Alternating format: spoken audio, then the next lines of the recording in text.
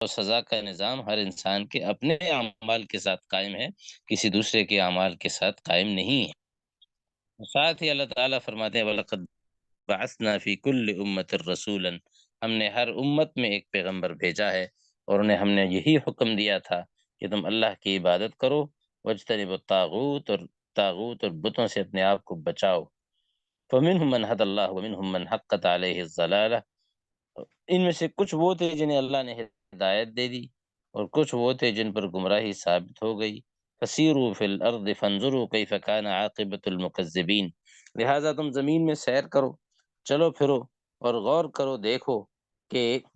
ان جھٹلانے والوں کا انجام کیسا ہوا، ان جھٹلانے والوں کا انجام کیسا رہا، اس پر ذرا غور کرو۔ گویا اصل میں یاد دلایا جا رہا ہے کہ کوئی امت دنیا میں ایسی نہیں گزری جس کے لیے اللہ تعالیٰ نے رسول نہ بھیجا ہو، پیغمبر نہ بھیجا ہو۔ پھر انسانوں کو یہ بھی بتایا جا رہا ہے کہ پیغمبر بھیجنے کا نتیجہ کیا نکلا، کچھ لوگ ہدایت پا گئے، کچھ لوگ اسی گمراہی پر پکے ہو گئے۔ لہٰذا اگر تم یہ چاہتے ہو کہ زمین پر مختلف طرح کے لوگوں کے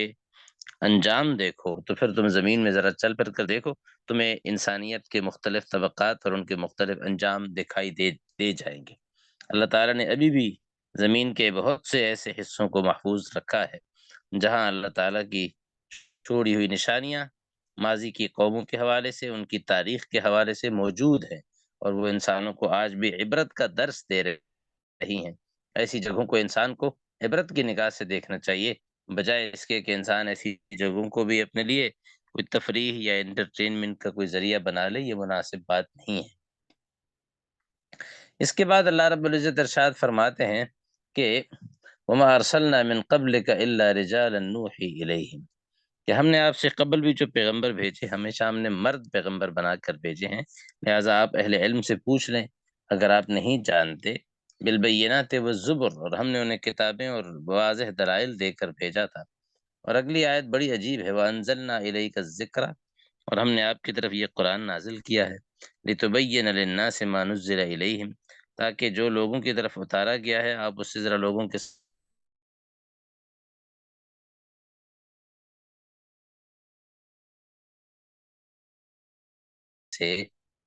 یہ جو 44 نمبر آیت ہے، اس سے اللہ رب العزت نے جو مختصر الفاظ میں جو کچھ بیان کیا ہے، اس سے علماء نے اصول نکالا ہے کہ شریعت کی بنیاد سب سے پہلے قرآن کریم ہے، اس کے بعد رسول اللہ صلی اللہ علیہ وسلم کی احادیث ہیں، کیونکہ قرآن کی تبیین اور اس کی وضاحت اور اسے ایکسپلین کرنا یہ پیغمبر کی ذمہ داری قرار دی گئی ہے۔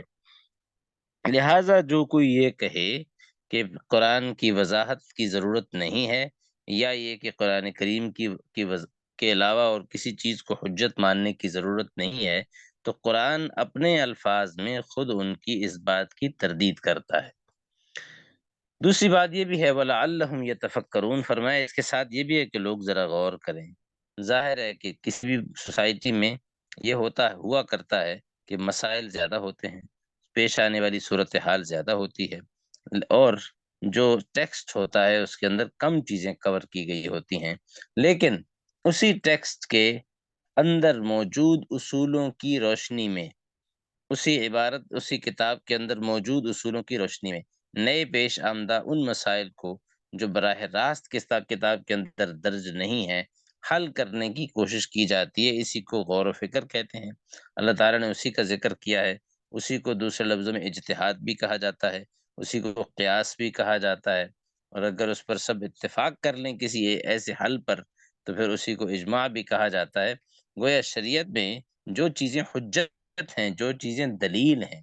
جن چیزوں کی بنیاد پر کسی چیز کو حلال و حرام قرار دیا جاتا ہے، مختصر الفاظ میں اللہ رب العزت نے ان چاروں اصول شریعت کا ذکر اس آیت میں فرما دیا ہے۔ ساتھ ہی اللہ رب العزت یہ ذکر کرتے ہیں کہ دیکھو کوئی انسان ایسا نہیں ہے جو رب العالمین کی پکڑ سے بچ سکتا ہو، کوئی ایسا نہیں ہے۔ لہٰذا کوئی یہ خیال نہ کرے، کوئی نڈر ہونے کی کوشش نہ کرے، کوئی اپنے آپ کو ایسا طاقتور خیال نہ کرے، کوئی یہ نہ سمجھے کہ وہ اللہ کی گرفت سے بچ سکتا ہے، اللہ چاہے تو انہیں زمین میں دنسا دے، ایسی جگہ سے پکڑے جہاں سے انہیں خبر بھی نہ ہو، یا کبھی ایسا عذاب میں مبتلا کرے کہ جو ایک دم نہیں لیکن رفتہ رفتہ انہیں گھٹاتا چلا جائے یہاں تک کہ وہ پورے خسارے کا شکار ہو جائیں، تو اللہ تعالیٰ کے پاس سزا دینے کے بے بہا طریقے ہیں۔ ساتھ ہی توحید کی دعوت بھی دی گئی ہے، لا تتخذوا الہین اثنین، اے لوگو دو خدا مت بناؤ۔ گویا دو سے مراد یہ ہے کہ جب دو کی اجازت نہیں ہے تو پھر اس کے علاوہ تین ہوں یا چار ہوں یا کوئی بے شمار ہوں، یا ہر وہ چیز جو نفع یا نقصان دینے کی قدرت رکھتی ہے اسے اپنے لیے خدا اور گاڈ کے منصب پر فائز کر دینا، جیسا کہ بعض مذاہب میں یہ رواج بھی پایا جاتا ہے، تو یہ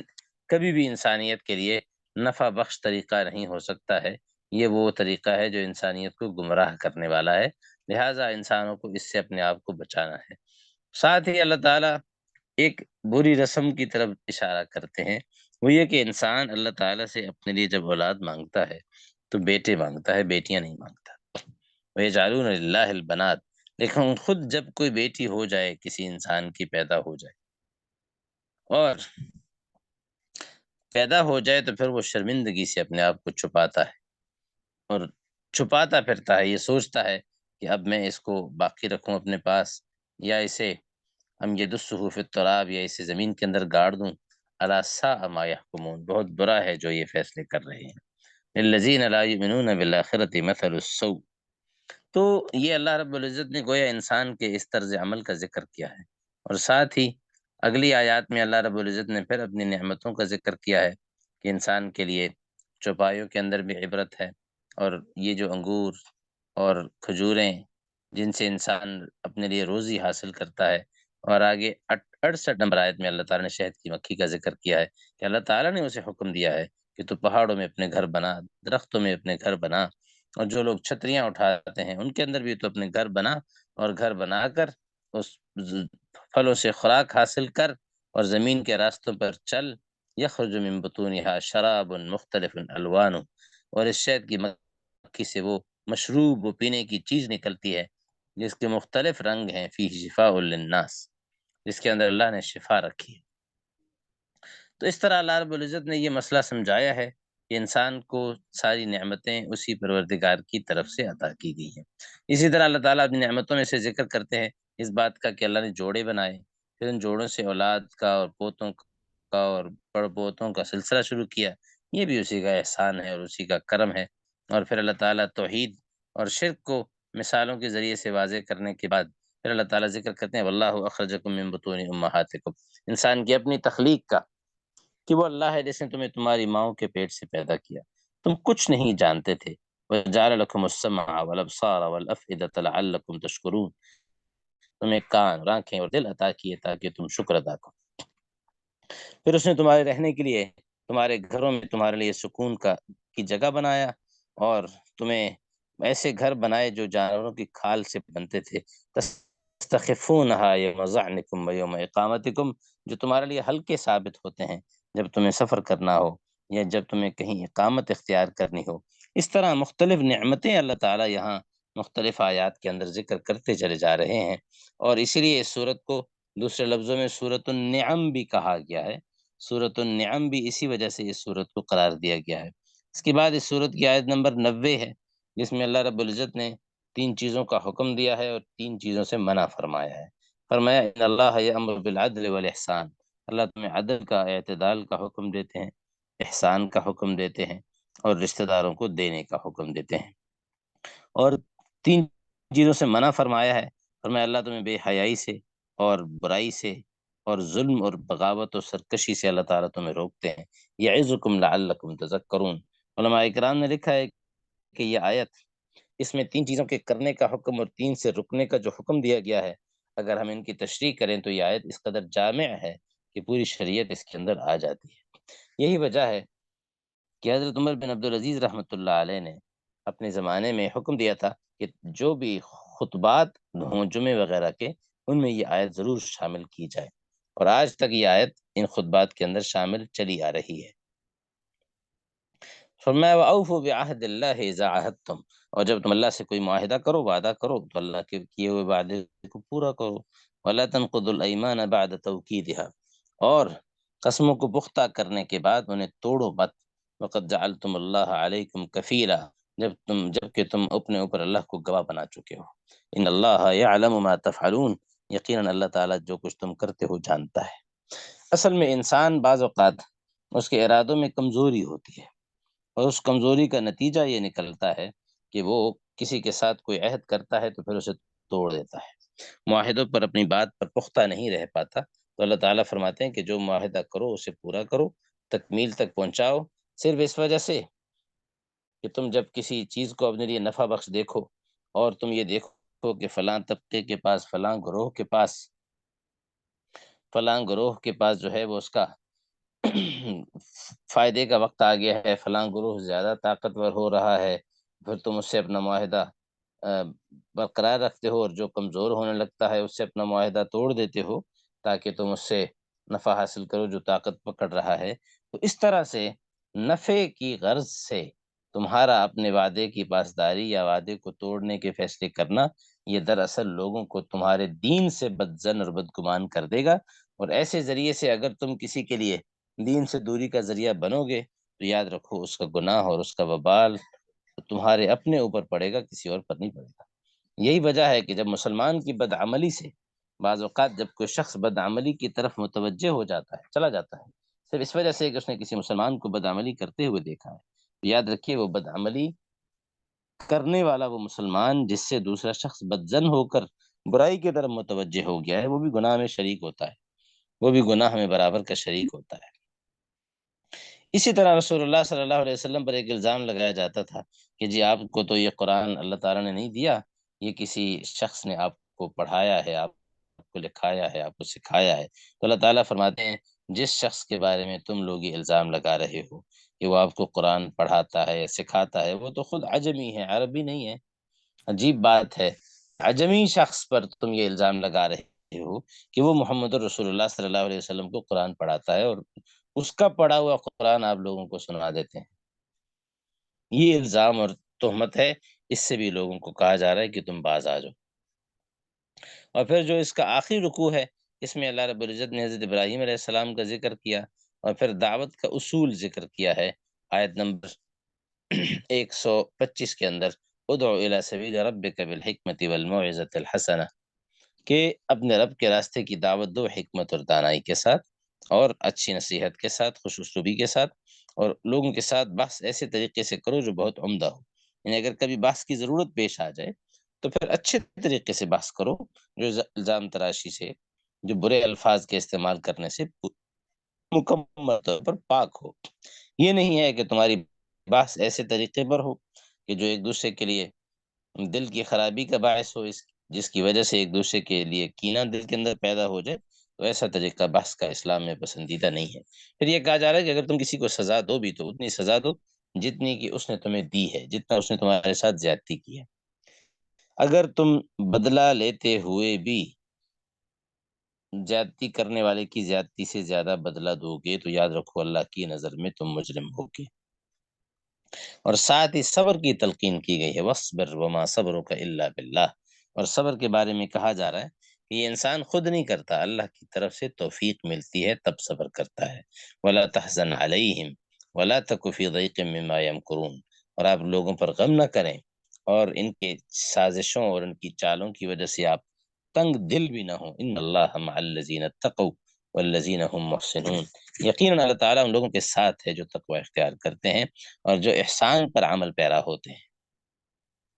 اس کے بعد سورہ بنی اسرائیل، یہ سورت، اس سورت کے آغاز میں اللہ تعالیٰ نے معراج کا واقعہ ذکر فرمایا ہے، معراج کا واقعہ ذکر فرمایا، اور یہ بتایا کہ اللہ تعالیٰ اپنے بندے محمد رسول اللہ صلی اللہ علیہ وسلم کو ایک رات ایسی بھی تھی جب مکہ مکرمہ سے، مسجد حرام سے بیت المقدس تک، مسجد اقصیٰ تک لے گیا، اور پھر مسجد اقصیٰ سے آگے ساتوں آسمانوں تک، بلکہ اس سے بھی آگے سدرۃ المنتہا، اور اس سے بھی آگے جنت و دوزخ، اللہ رب العزت نے ان ساری جگہوں کا مشاہدہ کروایا، اور آپ کو ان ساری چیزوں میں ساری چیزوں کو دکھلایا گیا آپ علیہ الصلوۃ والسلام کو۔ تو یہ گویا آپ علیہ الصلوۃ والسلام کے سفر معراج کے حوالے سے اس صورت کے بالکل آغاز میں اس کا ذکر کیا گیا ہے اور اس کا حوالہ دیا گیا ہے۔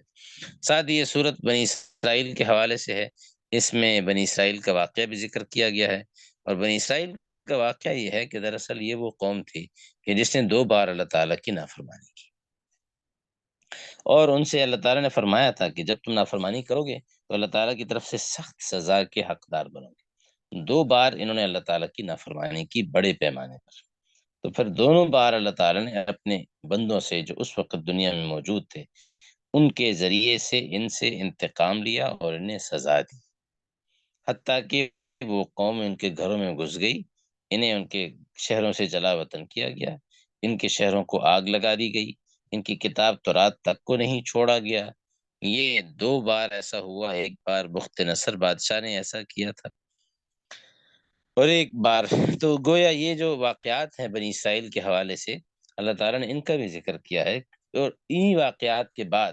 پھر بنی اسرائیل کے بارے میں طے ہو گیا تھا کہ ان کو اللہ تعالیٰ اب دنیا میں عزت عطا نہیں کریں گے، حالانکہ اس سے قبل ایک طویل عرصے تک ان کے پاس بادشاہت رہی، حکومت رہی، اقتدار رہا، لیکن جب یہ سرکشی اور نافرمانی میں حد سے بڑھے تو اللہ تعالیٰ نے ان سے ان کا اقتدار، ان کی حکومت، یہ سب کچھ واپس لے لیا، اور بلکہ دنیا میں موجود دوسری طاقتوں سے ان کو ذلیل و رسوا کروایا، ان کے گھر جلوائے گئے، اور حالانکہ وہ جو ان کے مقابلے میں تھے وہ کافر تھے، اللہ تعالیٰ کے وہ بھی نافرمان تھے، بت پرستی میں وہ بھی مبتلا تھے، لیکن ان کی سرکشی اللہ تعالیٰ کو اس قدر ناپسند تھی۔ تو پتہ یہ چلا کہ جب کوئی قوم اللہ تعالیٰ کی پسندیدہ ہو، لیکن وہ پسندیدگی اپنے اعمال کی وجہ سے ہوتی ہے۔ اگر عمل میں کوئی قوم بد عملی اختیار کر لے، عمل میں نیچے چلی جائے، تو پھر آخرکار دنیا میں بھی اللہ تعالیٰ کا جو اس کے ساتھ وعدہ ہوتا ہے عزت عطا کرنے کا، قوت عطا کرنے کا، اللہ تعالیٰ کا جو اس کے ساتھ وعدہ ہوتا ہے دنیا میں معزز مقام عطا کرنے کا، اللہ تعالیٰ وہ وعدہ بھی واپس لے لیتے ہیں، اور یہ بالکل وہی حالت ہے جو آج ہماری یعنی مسلمانوں کی ہوئی پڑی ہے۔ تو بنی اسرائیل کے حوالے سے تو یہ وعدہ یہاں تک ہوا کہ پھر اس طویل عرصے کے بعد بنی اسرائیل کی کوئی حکومت زمین پر قائم نہیں ہو سکی۔ ہاں، پچھلی صدی میں کوئی 3-4 ہزار سال کے بعد پہلی بار، پچھلی صدی میں پہلی بار ایک چھوٹے سے ملک میں ان کی ایک چھوٹی سی حکومت قائم ہوئی ہے، جو اسرائیل کے نام سے جسے یاد کیا جاتا ہے۔ اس لیے اگر یہ پوچھا جائے کہ کئی ہزار سال کے بعد دنیا میں ایک عجوبہ پیش آیا ہے، وہ کون سا ہے، اگر پچھلی صدی کے اعتبار سے دیکھا جائے تو وہ اسرائیل کے نام سے بنی اسرائیل یعنی یہودیوں کے ایک ملک کا قیام ہے، ورنہ اس سے قبل زمین پر یہودیوں کے نام سے کوئی بھی ملک منسوب نہیں رہا ہے طویل عرصے تک۔ اسلام سے کے آنے سے بھی پہلے ہزاروں سال کے پہلے سے اللہ تعالیٰ نے یہ فیصلہ ان کے بارے میں کر دیا تھا۔ اسی طرح اللہ رب العزت اپنی توحید کا ذکر کرتے ہیں اور فرماتے ہیں انسان جب قیامت کے دن ہوگا تو اس سے کہا جائے گا اقرأ کتابک، اپنا نام اعمال پڑھو، کفا بنفسک الیوم علیک حسیبا، آج تم اپنا حساب لینے کے لیے خود کافی ہو، کوئی اور تمہارا حساب لینے آئے اس کی ضرورت نہیں ہے۔ پھر اللہ تعالیٰ ایک اصول ذکر کرتے ہیں آیت نمبر 16 کے اندر، اور وہ اصول یہ ہے کہ جب کسی قوم میں بربادی آنی ہو تو اس کا طریقہ کیا ہوتا ہے؟ فرمایا اس کا طریقہ یہ ہوتا ہے، اس کی حالت یہ ہوتی ہے کہ وہاں کا جو مالدار طبقہ ہوتا ہے جس کو آپ لیڈ کلاس کہتے ہیں، وہ گناہوں میں، بدعملی میں، برائی میں مبتلا ہو جاتا ہے۔ جب وہ برائی میں مبتلا ہو جاتا ہے، جب وہ حق اور باطل کی پرواہ نہیں کرتا، سچ اور جھوٹ دیکھتا نہیں ہے، تو حق علیہ القول، تو اللہ کی بات اس کے بارے میں سچ ثابت ہو جاتی ہے، فدمرناها تدمیرا، پھر ہم اس قوم کو ہلاک و برباد کر ڈالتے ہیں۔ وَكَمْ أَهْلَكْنَا مِنَ الْقُرُونِ مِن بَعْدِ نوح، اور کتنی ہی نسلیں ہیں جو ہم نے نوح کے بعد ہلاک کر دی ہیں۔ وَكَفَىٰ بِرَبِّكَ بِذُنُوبِ عِبَادِهِ خَبِيرًا بَصِيرًا۔ اس کے بعد اللہ رب العزت نے والدین کے حقوق کی طرف متوجہ فرمایا ہے اگلے رکوع میں، کہ والدین کے بارے میں کہا جا رہا ہے کہ ان کے ساتھ اچھا سلوک کرو، اگر یہ بڑھاپے کو پہنچ جائیں تو ان کے سامنے اف بھی نہ کہو، ڈانٹو مت، ان کے ساتھ نرمی سے بات کرو، اور اپنے آپ کو عاجزی کے ساتھ ان کے سامنے جھکائے رکھو، مہربانی کے ساتھ، اور ان کے لیے دعا بھی کرو، رب ارحمہما کما ربیانی صغیرا، کہ اللہ ان پر مہربانی فرما جیسے انہوں نے بچپن میں میری پرورش کی ہے۔ تو گویا والدین کے لیے دعا کرتے رہنا یہ بھی ایک بہت بڑی نیکی ہے، یہاں تک کہ کہا گیا کہ اس شخص کی زندگی برکت سے خالی ہوتی ہے جو اپنے والدین کو دعاؤں میں یاد نہیں رکھتا۔ وَاخْفِضْ لَهُمَا جَنَاحَ الذُّلِّ مِنَ الرَّحْمَةِ وَقُلْ رَبِّ ارْحَمْهُمَا كَمَا رَبَّيَانِي صَغِيرًا، تو فرمایا ربکم اعلم بما فی نفوسکم، اللہ تعالیٰ تمہارے دلوں میں جو کچھ ہے اسے خوب جانتے ہیں۔ بعض اوقات ایسا بھی ہوتا ہے کہ انسان کسی وقت والدین کے ساتھ کوئی ایسی بات کہہ بیٹھتا ہے کہ جو خود بھی اس کے بعد اس پر افسردہ ہوتا ہے، خود بھی اس پر افسردہ ہوتا ہے۔ تو اس کے حوالے سے اگر ہم دیکھیں تو پھر سوچتا ہے کہ شاید میں نے جو والدین کے ساتھ کوئی اونچی آواز میں بات کی ہے یا کوئی تلخ لہجہ اختیار کیا ہے، شاید اللہ تعالیٰ اس پر مجھے معافی نہیں کریں گے۔ اس کی وجہ سے وہ مایوسی کے گڑھے میں گرنے لگتا ہے۔ تو اللہ تعالیٰ فرماتے ہیں دیکھو، اگر تم نیک ہو، کبھی کبھار تم سے کوئی ایسی بات ہو بھی جاتی ہے والدین کے حوالے سے، اور تم اللہ سے معافی بھی مانگتے ہو، تو اللہ تعالیٰ صرف تمہاری زبان نہیں دیکھتے، تمہارا دل بھی دیکھتے ہیں۔ جب کوئی رجوع کرتا ہے تو اسے بخش بھی دیتے ہیں۔ لہٰذا اگر کبھی جذبات بے قابو ہو جائیں اور کوئی ایسی بات ہو بھی جائے، اللہ سے بھی معافی مانگو، ان سے بھی معافی مانگو، اللہ تعالیٰ معاف فرما دیں گے۔ ساتھ ہی اللہ تعالیٰ ذکر کرتے ہیں کہ بخل اور اس کے حوالے سے، سخاوت کے حوالے سے، کہ جو بخیل لوگ ہیں وہ اللہ تعالیٰ کو پسند نہیں ہے۔ اس لیے کہ کوئی آدمی ایسا نہیں ہونا چاہیے کہ اپنے ہاتھ کو گردن کے ساتھ باندھ دے اور بالکل مال خرچ نہ کرے، اور نہ ایسا ہونا چاہیے کہ اپنے ہاتھ کو بالکل کھول دے اور بعد میں پھر افسوس کرتا رہے اور ملامت کرتا رہے اپنے آپ کو، اور حسرت اور افسوس کے ساتھ آ، ہاتھ ملتا رہے، تو یہ بھی اللہ تعالیٰ کو پسند نہیں ہے۔ اسی طرح اللہ رب العزت ذکر فرماتے ہیں کہ اپنی اولاد کو فقر کے ڈر سے قتل نہ کرو، زنا کے قریب بھی نہ جاؤ، اس لیے کہ یہ بے حیائی کا کام ہے، کسی کو ناحق قتل نہ کرو، اور ماں یتیم کے مال کے پاس بھی نہ جاؤ، اور ناپ اور تول مکمل پورا کیا کرو، اور جس چیز کے بارے میں جانتے نہ ہو اس کے پیچھے مت پڑا کرو۔ عجیب بات یہ ہے کہ یہ وہ رویہ ہے جو آج کل ہم پوری طرح اختیار کرتے ہیں۔ تو ان السمع والبصر والفؤاد، کان اور آنکھیں اور دل، ان سب کے بارے میں سوال کیا جائے گا، اور زمین میں اکڑ کر مت چلو، اس لیے کہ تم زمین پھاڑ نہیں سکتے اور لمبائی میں تم پہاڑوں تک نہیں پہنچ سکتے۔ تو یہ ساری چیزیں، اور اسی طرح شرک سے منع کیا گیا ہے کہ اللہ کے ساتھ کسی اور کو اپنا معبود قرار نہ دو۔ تو اس حوالے سے یہ بڑی اہم اور بنیادی چیزیں ہیں جو اللہ رب العزت نے یہاں ذکر فرمائی ہیں۔ اور توحید کے حوالے سے فرمایا قل کونوا حجارۃ او حدیدا او خلقا مما یکبر فی صدورکم۔ جب انسان موت کے بعد کی زندگی کو یاد کرتا ہے اور پھر سوچتا ہے کہ میں اگر مٹی بن جاؤں گا تو پھر اس کے بعد میں زندہ نہیں ہو سکوں گا، تو اللہ تعالیٰ فرماتے ہیں جب تم مٹی کیا بنو گے، تم اگر لوہا اور پتھر بھی بن جاؤ، پھر بھی اللہ تعالیٰ اس پر قادر ہیں کہ وہ تمہیں دوبارہ پیدا کر سکتے ہیں۔ ان کے لیے دوبارہ پیدا کرنا کسی چیز کو کوئی ایسی مشکل بات نہیں ہے۔ اسی طرح اگلی آیات میں اللہ رب العزت نے شیطان کے حوالے سے کچھ باتیں ذکر کی ہیں۔ فرمایا کہ قال اسجد لمن خلقت طینا، شیطان کو جب سجدہ کرنے کو کہا گیا تو اس نے انکار کیا اور کہا کہ جسے آپ نے مٹی سے پیدا کیا ہے، کیا میں اسے سجدہ کروں؟ اور پھر بڑی حقارت کے ساتھ یہ کہنے لگا کہ اچھا یہ وہ انسان، اسے آپ نے میرے مقابلے میں عزت دی، اگر آپ نے مجھے مہلت دی تو میں اس کی اولاد کو تباہ و برباد کر دوں گا، سوائے تھوڑے لوگوں کے، باقی سب کے جبڑوں میں لگام ڈال دوں گا۔ مقصد یہ تھا کہ شیطان نے یہ پکا ارادہ کیا انسانوں کو ورغلانے کا، انہیں وسوسے کے ذریعے سے گمراہی کی زندگی گزارنے پر مجبور کرنے کا۔ تو اللہ تعالیٰ نے اسے حکم دے دیا، فرمایا ٹھیک ہے، تم اپنا کام کرو اور انہیں اپنی طرف مائل کر سکو تو مائل بھی کرو،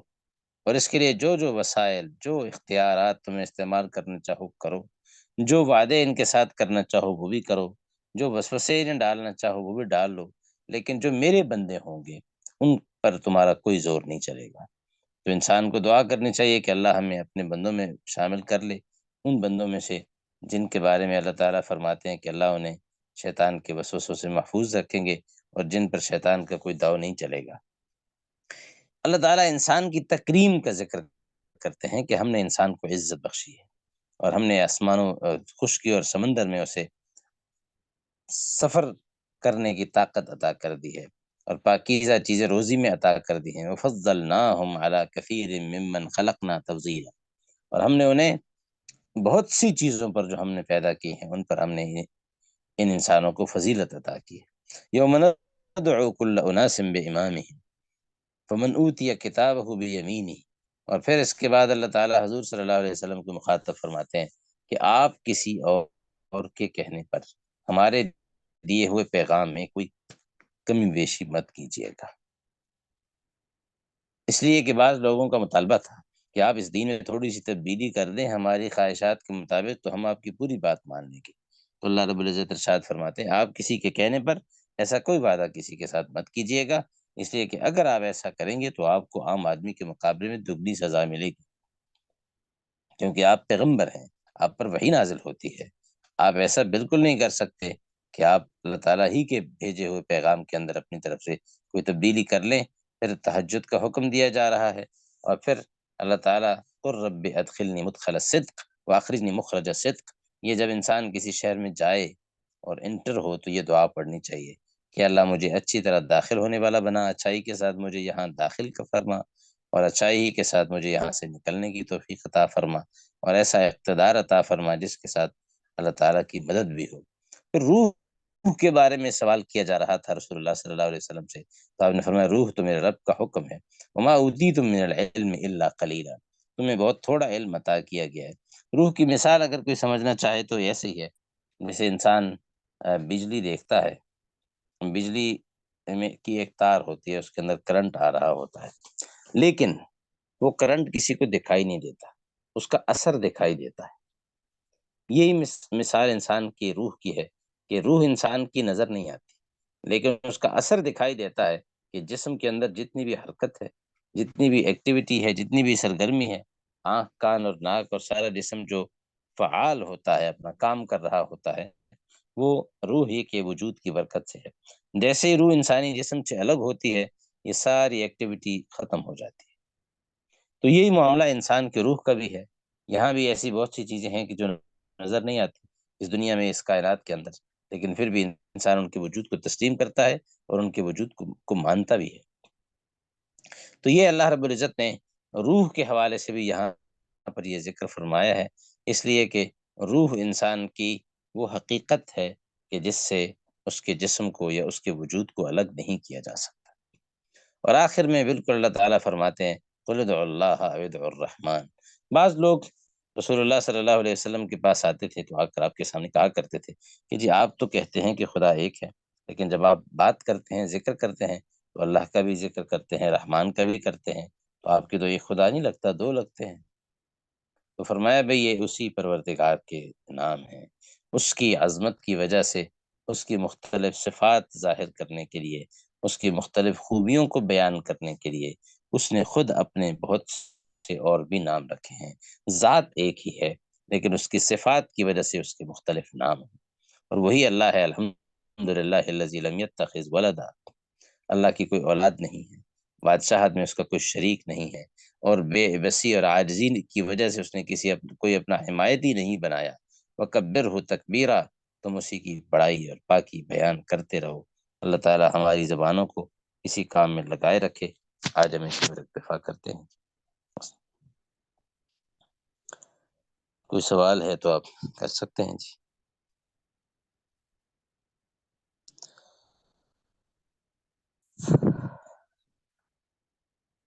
ٹھیک ہے جی، آج اسی پر اکتفا۔ السلام علیکم ورحمۃ اللہ۔